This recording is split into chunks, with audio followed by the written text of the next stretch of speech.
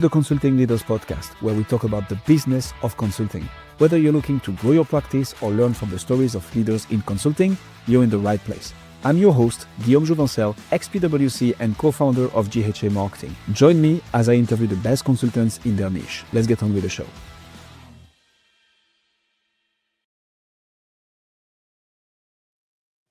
Rebecca, welcome to Consulting Leaders. Let's just jump straight into it. What got you into consulting? What got me into consulting? Well, I was practically a child. I was 24, fresh out of college, All right. and I went to a lot of seminars in my first job, which was also at the university of which I graduated. And so I was very assertive in the courses, and my boss let me take a lot of them because they cost $6 to take. And so the HR person, the learning and development person, pulled me aside one day and said, "Would you be willing to teach a course for the other staff members of this 6,000 staff university?" And I said, "Well, sure. What do you want me to talk about?" And she goes, "Assertiveness." And I said, "Well, I've never taken a course on assertiveness, so I would read up about it. And why do you want me to do that?" And she goes, "Because you live your life assertively, create win-win situations in the people you interact with, and I want the other staff to know how to do that." Okay, great. So I did that, and then other people came to me and wanted me to do seminars at first, do seminars on other things that they decided I was an exemplar on. So getting a lot done, communication, things like that. And then that morphed into bigger consulting contracts where the seminars were maybe part of a bigger contract where I did a keynote speech in front of the whole staff. And then I did some seminars, and then I did some one-on-one coaching with the executives. So it was a consulting package of how do we create the change that we want in the staff to be excellent. So that's how I got into this consulting umbrella. And my focus is mostly on the speaking part and in person and now virtually. And I do the consulting as part of that bigger package. I also do year-long management academies where, again, we're looking at what do we want the skills to be of the managers and how do we build those skills over a year. You teach such a difficult soft skill to teach, assertiveness.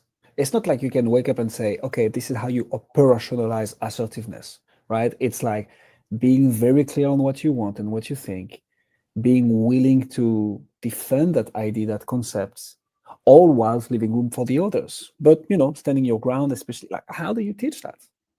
Well, now it's morphed into communicating with influence. We don't call it assertiveness anymore because that's sort of passe, but they're all the same people skills. It's, as you say, how do you craft your thoughts into a cogent message? How do you then express those thoughts in a way that is the other person is receptive to hearing them, even if they don't agree? How do you manage that dance of if they don't agree, how do they disagree agreeably? How do you disagree agreeably? How do you continue to discuss whatever the issue is until there's some at least mutual understanding? Whether there's mutual agreement or not, that's a whole different ball game, but at least getting to the point where you understand each other.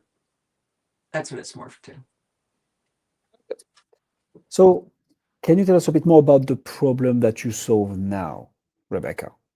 So I have two main prongs to my business, and again, they can be delivered both in person and virtually.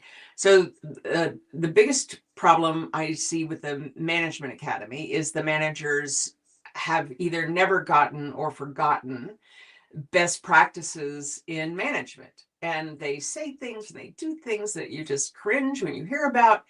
So this, usually it's a year-long course, and we meet every month or even sometimes every 2 weeks.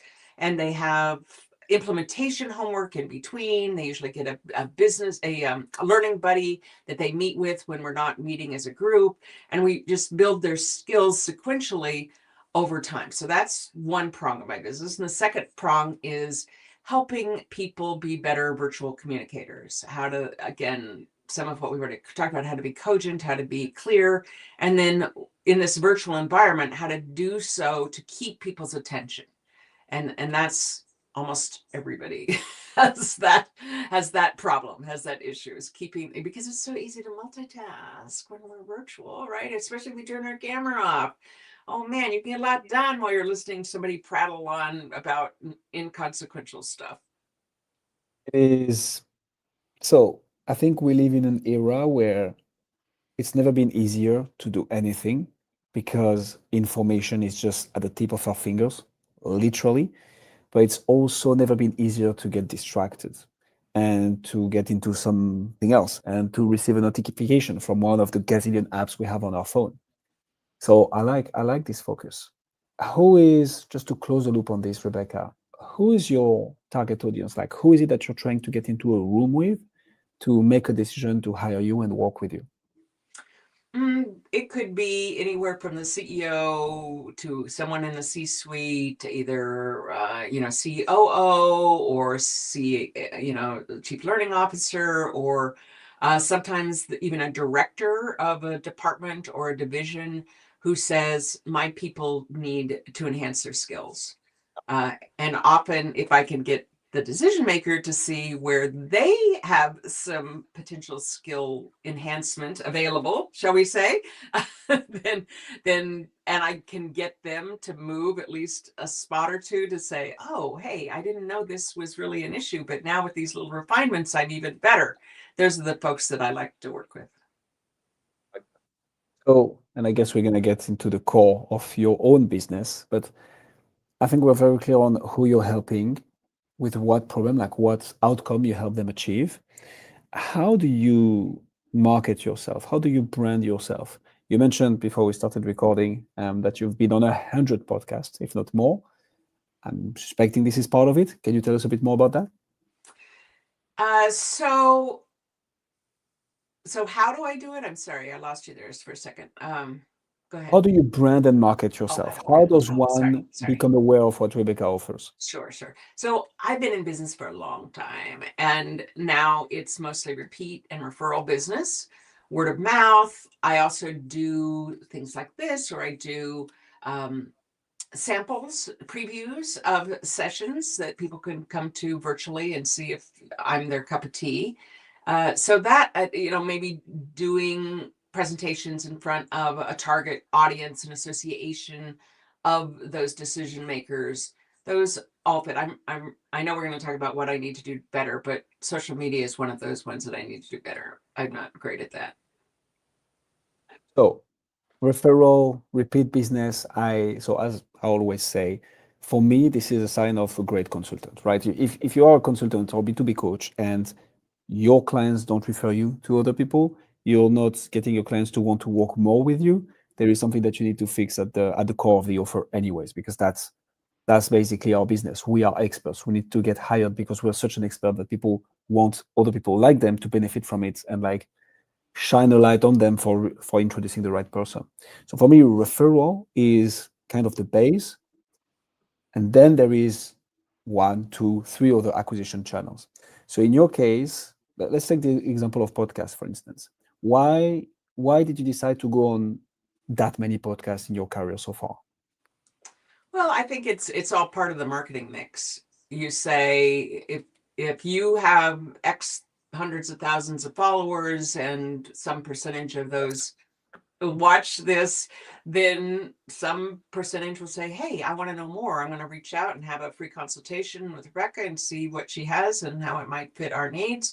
So that's, and it's like when I was on Oprah, she had millions of followers, right? Millions of people watching her. And Literally. so you would never, or when I was on 60 Minutes, you would never say no to those opportunities because of the audiences that you can be in front of. So yours was one of those that I said, "Yes, this sounds interesting. A Frenchman who sounds German, but hey, it sounds like fun." Happens. So I like that. And to double down a bit on the format, and whether that's honestly whether that's podcast or TV with 60 minutes or like those big format, I think as B2B coaches and consultants, there is two components to marketing really. There is the getting access to an audience that has your ideal client in it for sure. Like speaking to the right people is super important, especially when we are starting to get niche with our offer, with our targeting. So like getting in front of the right audience is super important. But in my opinion, there is this second component of because you're hired, because people think or perceive that you're an expert, finding a channel, finding a marketing mix that allows you to display this authority is super important. And I mean, we're starting to get to know each other, Rebecca, and I like it. But when I hear someone, hey, I've been on 100 podcasts to talk about this topic, I'm like, okay, I don't know how good they are, but for sure they must know something about that topic. When I know that they've been invited to 60 Minutes, Oprah, or like that many podcasts, that showcases something. I think for the coaches and consultants listening to us right now, or when this episode goes live on the podcast platforms, finding that channel that will allow you to get in front of the right audience, but also being perceived as an authority is game changer because you can also refer it back to it in your sales funnel. Like, hey, just listen to me on this episode where I break down exactly the system. Authority is key. Closing the parenthesis, that was a very long winded doubling down. How do you go from that, Rebecca, to actually the finish line, right? So I understand how you get people to get into your ecosystem, right? To go from stranger to, hey, I know Rebecca and she helps with X, Y, Z. What does the sales motion look like? How do you get people to say, okay, SOW, letter of engagement, let's rock and roll? Well, I'm pleasantly persistent, meaning that I have good follow-up mechanisms. And in the initial conversation, I ask them, what are our next steps? Or what do you need from me? Or when should we talk again? And then once I'm letting them tell me when they want to be contacted, I calendar that. So I make sure that I contact them within that time frame. And believe it or not, Gion, very, very, very few people do that. Very few people follow up. And to me, follow up is the sign of a professional, that they've got their act together and they've figured out how to get back to somebody when they say they do. And to me, my word is so important. And other people, if they promise something, I expect them to do it when they said they did. And if they don't, that's a huge demerit in my mind for them. So I want to, as best of my ability, exemplify what I consider professional behavior. So follow up is really important to me. So then once we have that conversation and they have some experience of me. So if I'm referred, they've already got a good feeling because their colleague thought that I did a good job for them. So that's why I offer to do a sample, do a half an hour meeting for their team virtually, or come to this preview, because we can't work with everybody, and we need to work with the people that we resonate with, that we get along with, that we have similar values. So if they come to one of my sessions and they say, oh, Rebecca's not my cup of tea, great, okay, move on. Less follow up for me. I don't, I'd rather they tell me that than string me along. Can you So I'd like to get a bit tactical on this because this is key. I have a few things I want to double down on, but I want to hear your thoughts first. What does that follow-up sequence look like? Like, what type of email is it? Which frequency? For how long? Like, can you get a bit tactical around those follow-ups?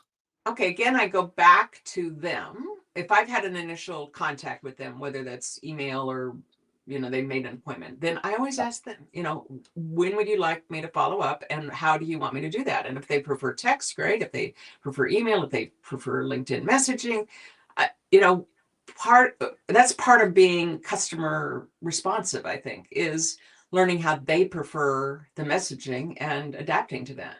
It's one of my pet peeves, that, frankly, when people say, oh, I never read my LinkedIn messages. Well, why are you on LinkedIn then?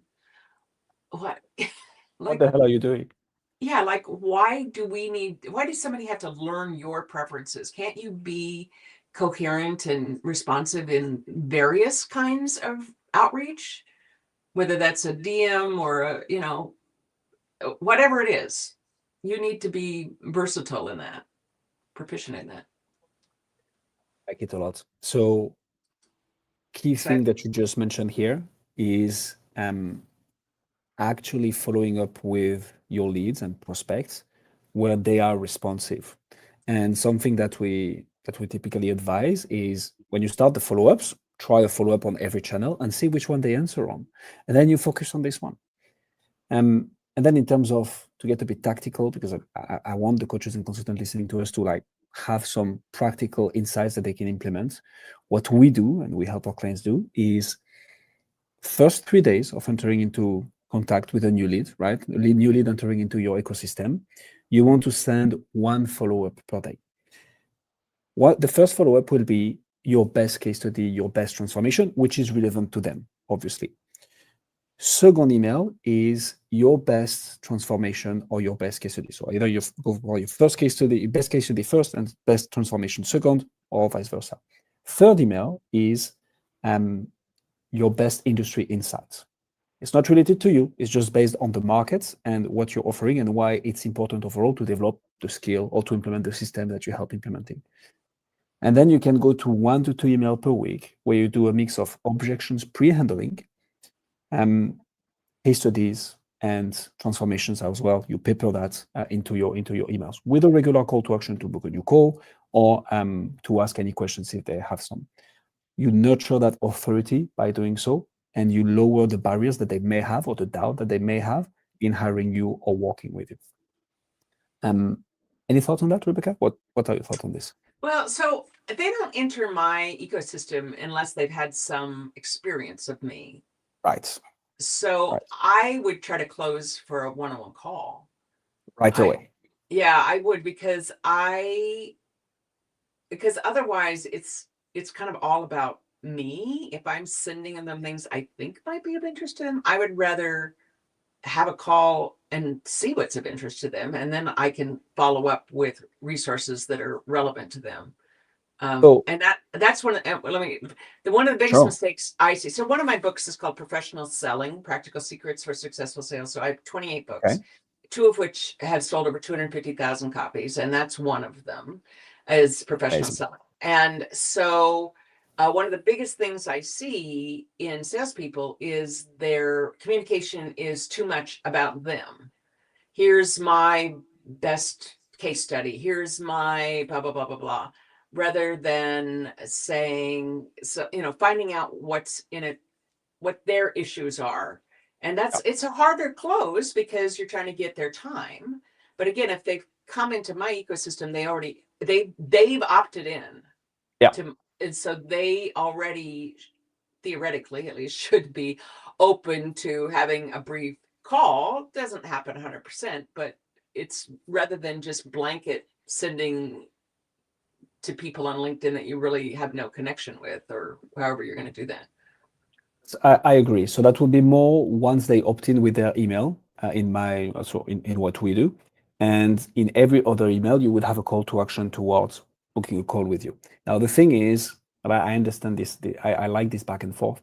The thing with the asking for a call directly, you know more than us, Rebecca, for sure, but sometimes it's a bit too much of a step, too big of a step for certain people. They are not willing to take that leap yet to get into a call.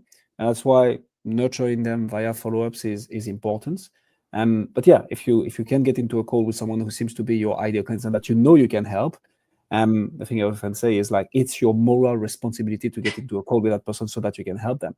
And if it's not the right fit, then it's not the right fit. But like the call is usually the right outcome for you and for the prospect. Ooh, I love this. Okay, so I think we have a clear understanding of how you market. You didn't mention the 28 books. That's also a good way to market, I suspect, especially when some of them sell for 200,000 plus copies. Um, Podcast, referrals, books, that's the finish line. You get them into a call, you see how you can work with them, and you're very active on follow-ups. One of the things I learned when I was at PricewaterhouseCoopers is actually that's the partner who taught me everything that told me this. There are two types of consultants, Rebecca. There are the hunters and there are the farmers. And he was like, Guillaume, I'm a hunter. Like I love the smell of fresh blood in the morning. I love to go after new business. But the partners making the most money and growing the fastest are the farmers, the ones who are able to take that initial engagement and transform it into a multi-layered, multi-year project. How do you do retention, Rebecca? How do you do that? How do you farm?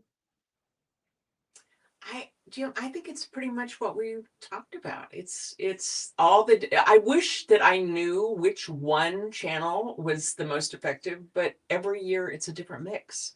So you just have to keep mixing it up and trying new things and keeping. The other sad thing is you find you look back over 2 years ago or 3 years ago and you go, oh, this produced some results. Why did I stop doing this? Because we're seeking a new 100% guaranteed way to bring clients, high paid, perfect clients in the door. And I wish I had that magic formula, but I don't. So I just keep the mix. So that's how to get clients, right? My question was more, once you get them in, how do you make sure that you keep them for as long as possible, whilst Uh, bringing value to them, obviously, right? Because they won't stay if they are not getting something out of this. But what do you put in place? How do you optimize for retention once you get those clients in? Oh gosh, I think it's really just it's so simple. It's just that communication of after a piece of a project is done, I really see my engagements as partnerships with my client. So like I'm internal but external, and so keep in the loop of okay, how did that work? What's the results that you're seeing? As you know, a lot of my projects I can actually measure results, and that's pretty uncommon. So I do tout that. So what results are we seeing? What do we need to tweak? What next time? What do we need to do differently? Do we need? And I've had some clients for decades because I keep being with them. Does that answer your question since I didn't answer it initially? No, it does. So I think again, for something that B2B coaches and consultants can take away, right? Having a way to measure throughout all the steps of the process, so that because sometimes you get into a multi-month, sometimes multiple quarter, sometimes multiple year project, and you arrive at the end of month 18, the project is not, but the client actually forgot how far they went and like where you were at the start. So being able to measure all those milestones, all those steps, capture their feedback at those moments, can be super useful for testimonials, case studies, but also to be like, hey guys, so this is it. We're done with this engagement. Look at everything we've accomplished together. Those are the milestones. This is what we said during those different periods. This is where we are now. By the way, we established a new roadmap because now we have a clear strategy, right? But this is how you implement. Hey, happy to implement together with you. Being able to have that backlog and to prove everything that happens, even if the client was there doing it for you, with you, sorry, is super, super important. Rebecca, you've been doing this for quite some times. You've been doing business for a long time. Those are your words, not mine. Um, Hundreds of podcasts, dozens of books. Where are you stuck right now? Right now it is the social media. It is Interesting. okay. I'm going to sound like I'm a luddite, but I live in the middle of Silicon Valley, Okay. and all of my non-Silicon Valley friends say I'm the most tech savvy person they know. In Silicon Valley, I am a baby. I am a kindergartner compared to the people that I hang out with. So I don't consume Instagram or X or Twitter. I don't consume them. I never go on them. I think they're a waste of time. So I And then what?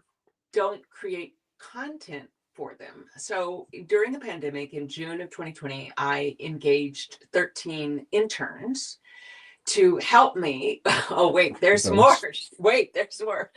And because they live on social media, right? So they're social media natives and they helped me make some baby steps. So since that June 2020, my 13 interns, I now am up to almost 200 interns that I have worked with in the last 5 years. What? I know. I know. Some of them have been more effective than others, but they introduced me to Instagram Reel. I had no idea what an Instagram Reel was, or these things that I don't know because I don't go on those sites. So I'm still nowhere near where I would like to be, where I think I should be on those platforms, but I'm further along than left to my own devices. I think that's important though. Like, and so thanks a lot for sharing this, Rebecca. What I want to understand is for other B2B coaches and consultants, potentially not being very active on social media. Why do you think that is important? I think YouTube especially is important, that it goes back to when someone has had an experience of me, they either resonate or don't. And if they do, then how else would they find me if they weren't referred by one of my clients or my colleagues? So it's findability. And to your point earlier, it's about expertise and really establishing yourself with some gravitas that you know what you're talking about. And my sweet spot is not just imparting advice or information, but it's the implementation piece of helping make sure that the ideas that we discuss that they agree with are implemented. And whether I do that in a group setting, in a seminar where I spread out my seminars, typically not just one-offs, because I know from adult learning that creates very little change usually in a one-off seminar, but I'll space them out over time. For example, right now I'm doing a series of the virtual master presenter programs, which is 5 weeks, 3 hours a week, and they have homework in between, some of which they self-assign. I have them commit to what they're going to do, and a few I assign to them. But they have a learning buddy in between that they check in with. They show their work. They get feedback from that person, and that creates phenomenal results. More so than if I just did the 15 hours over, let's say, a 2-day program.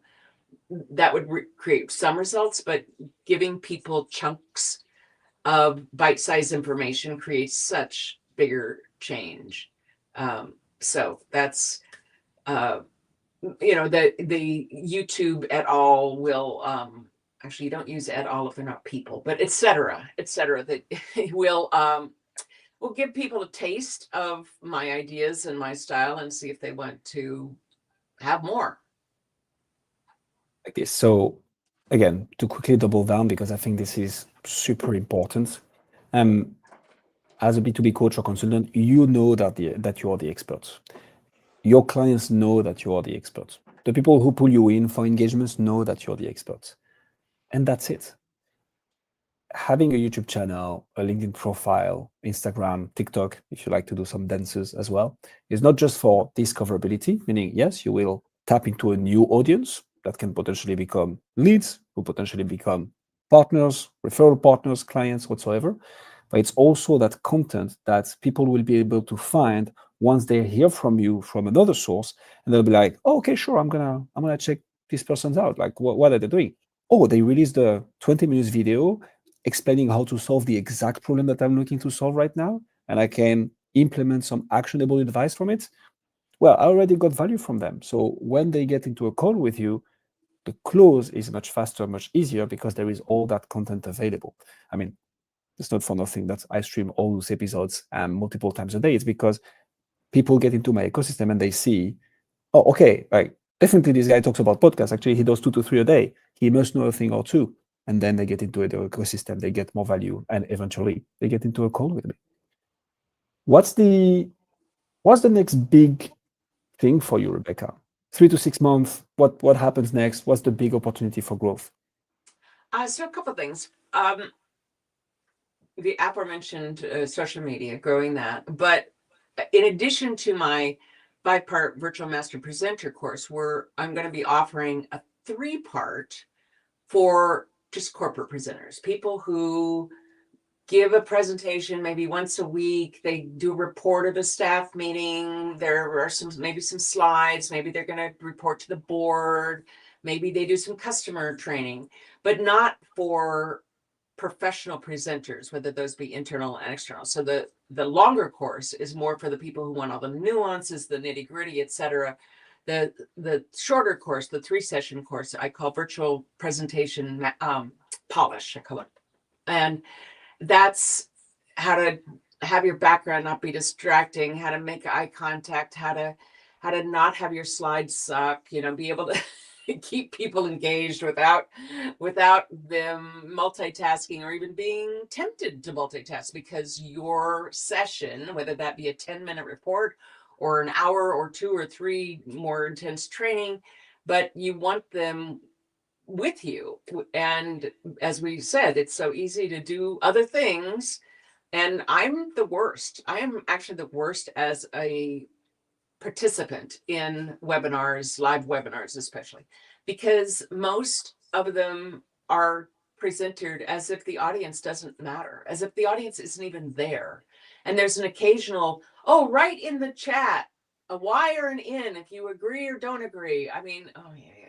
So I fold my laundry, I empty the dishwasher, I curl my hair, I do all sorts of things. I get a lot done during these mediocre webinars, and 99% of them are mediocre at best. So there's lots of room to improve. And the people in that shorter course, the polished course, I think will see just significant growth because they will be perceived as cogent and competent and able to express themselves clearly in a virtual environment and keep the audience's attention. And then they'll be getting better, good, nicer projects and perhaps raises and promotions. That's how I envision that. So that's my project, and I'll probably release that at the beginning of 2026. Well, and all of my sessions are live because I believe watching a video of my sessions versus live is like watching a video of a massage versus getting a massage. Analogy. I like it. That I'd rather have it. you have to experience it yourself. You can't just watch and fold your laundry like I do with these mediocre sessions. So that's what's on the horizon. I recently, so I'm a child of COVID. My first real work experience was during COVID. We built this company completely remotely. 2 months ago, I decided to come to the US, and my perspective on being in person, attending to things live, has completely shifted. So, couldn't agree more with you, Rebecca. Have you watched Alex Hormoz's launch of the $100 million money model? This was a live webinar. This was really interesting. I'm curious to get your take on it. I'll send you the link. To wrap this up, if you had an advice for all those people doing shitty webinars, not really converting or interesting, what's your, and I know it's never about that one silver bullet, it's going to be a thousand golden babies, but what would be your top 3 advice to create virtual presentations that convert? First of all, I would have a colleague or somebody that is maybe higher skilled than you at virtual review what you're doing and see if there are refinements available. So just yesterday, I had a colleague, I have a new camera, and I had a colleague on the phone on a Zoom to see, we compared the cameras, or your microphone, or your background, or like if I were that person for you, my friend, I would say we need to find a different virtual background because we're losing your ears and part of your body to this brick wall behind you. So we need to find another solution for you. So Good one. and then investing in your professional growth of, how can I make my slides better? I know we talked about maybe showing some slides. I don't think we have time to do that, but I have a whole progression of, okay, this is what I commonly see. Black 14-point type on a white background, no builds. Oh man, it's so boring. Well, what if we added some color? What if we bumped the font size? What if we did a build so that the what you want to talk about comes in as you want to talk about it, not all at once. So one would think these are nuances, but really they're fundamental to making your virtual better. And since one study of a live conference found that 54% of their live attendees, virtual attendees, came on their phones, and I extrapolate that to be, okay, maybe your audience isn't 54% on the phones, but it's a lot more than you might think they're on their phones. So designing your virtual with those folks in mind so that they don't have to hold their phone up like this, or they're not continually swiping out to be able to see the text. So designing your presentation for the worst possible scenario, and then the rest of it is gravy. So then the people on their laptops or like I have a 61-inch monitor, I can see things fine. But if I'm on my phone, I can't. So if you're designing for a phone, it'll be fine on a monitor. It'll be even fine in person. But most people don't think that way. So those were a couple of tips off the top of my head. I like it a lot. I like it a lot. We do this for thumbnails on YouTube because people don't realize that 70% consume YouTube videos on their smartphone, which means the screen is already tiny. So if you make like a gazillion details on your thumbnail, that's not gonna fly.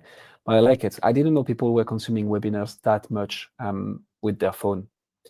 And I'm interpolating that. I don't know. I just know this one study because they had the data of how people logged in on what devices. So I have, and I kind of think, I mean, maybe in a corporate environment, people aren't doing their phones as much, but for the kinds of things our consultants are doing, our listeners are doing, our watchers, I would think that people are going to watch while they're commuting or while they're on the treadmill or while they're out for a walk, walking the dog, or they're consuming these other environments. So if we design for the worst, we'll be gravy, we'll be golden for the other environments. Rebecca Morgan, ladies and gentlemen, Rebecca, if people want to find out more about you and what you do, where should they go? It's so easy. It's just RebeccaMorgan.com. Got all my socials there. I've got the descriptions of the all the socials are linked there. Just know that I don't do them. Somebody else does them. One of the 200 interns does it. Right. Amazing. We'll put all the links in the description. And I can say for sure that you got one new connection at least from this conversation. Me. I just added it on LinkedIn. Rebecca, thank you so much for coming on Consulting Leaders. Thank you. Thanks for joining us on this episode of the Consulting Leaders Podcast. We hope you learned valuable lessons on how to grow your practice and take your business to the next level. Make sure to subscribe and leave us a review wherever you're listening to this show so you never miss an episode. To apply and be a guest on the show, click the link in the description. See you next time.